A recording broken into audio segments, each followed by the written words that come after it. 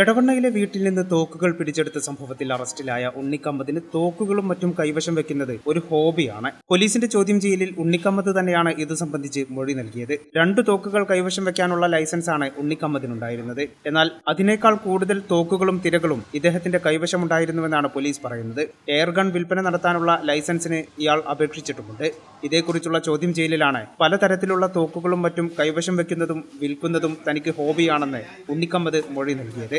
ഉണ്ണിക്കമ്മദിന്റെ വീട്ടിലും മറ്റും ഇന്നലെ പോലീസ് തെളിവെടുപ്പ് നടത്തിയിരുന്നു. പിടിച്ചെടുത്ത തോക്കുകളും തിരകളും മറ്റും ബാലിസ്റ്റിക് പരിശോധനയ്ക്ക് അയച്ചിട്ടുണ്ട്. തോക്കുകൾ ഉപയോഗിച്ചതിന്റെയും തിരകളുടെ വിവരങ്ങളും ശേഖരിക്കുകയാണ് ലക്ഷ്യം. തിരുവനന്തപുരത്തെ ഫോറൻസിക് ലാബിലാണ് തോക്കുകൾ പരിശോധിക്കുന്നത്. ഇന്നലെ പാലക്കാട് 2 സഹോദരങ്ങളടക്കം 4 പേരിൽ നിന്നായി വെടിയുണ്ടകൾ പിടിച്ചെടുത്ത സംഭവവും ഉണ്ണിക്കമ്മദിന്റെ വീട്ടിൽ നിന്ന് തോക്കുകളും തിരകളും പിടികൂടിയ സംഭവവും തമ്മിൽ ബന്ധപ്പെട്ട് കിടക്കുകയാണ്. പാലക്കാട് കൽപ്പാത്തിയിൽ നിന്നായിരുന്നു വാഹന പരിശോധനയ്ക്കിടെ വെടിയുണ്ടകളുമായി സഹോദരങ്ങളടക്കം 4 പേരെ അറസ്റ്റ് ചെയ്തത്. മൃഗവേട്ടയ്ക്ക് വേണ്ടിയാണ് തിരകൾ വാങ്ങിയതെന്ന് ഇവർ പോലീസിനോട് പറഞ്ഞെങ്കിലും ആയുധങ്ങൾ എവിടെ നിന്നാണ് ലഭിച്ചതെന്ന അന്വേഷണമാണ് എടവണ്ണയിൽ ഉണ്ണിക്കമ്മദിലേക്ക് എത്തിയത്.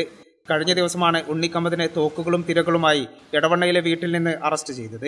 വീട്ടിൽ പലയിടങ്ങളിലായി പോലീസ് നടത്തിയ പരിശോധനയിൽ ഒരു റൈഫിളും നാടൻ തോക്കും നിരവധി എയർഗണ്ണുകളും പിടിച്ചെടുത്തിരുന്നു. വിവിധ നിർമ്മാണ ഫാക്ടറികളുടെ പേരുകൾ രേഖപ്പെടുത്തിയ 205 കാട്രിഡ്ജുകളും 40 റൗണ്ട് തിരകൾ വീതം നിറച്ച 4 ബോക്സുകളും വിവിധ കാലിബറുകളിലുള്ള 1000-ഓളം പെല്ലറ്റുകളും പിടിച്ചെടുത്തിരുന്നു. ഈ ചാനൽ ന്യൂസ് എടവണ്ണ. ഇടനെഞ്ചിലെ സ്വപ്നം മികച്ച ജോലിയാണെങ്കിൽ ഇനി ചിറകു വിരിച്ചു പറക്കാം. Empire college of science. Empire College of Science, Moondal, Kuttipuram, Malappuram.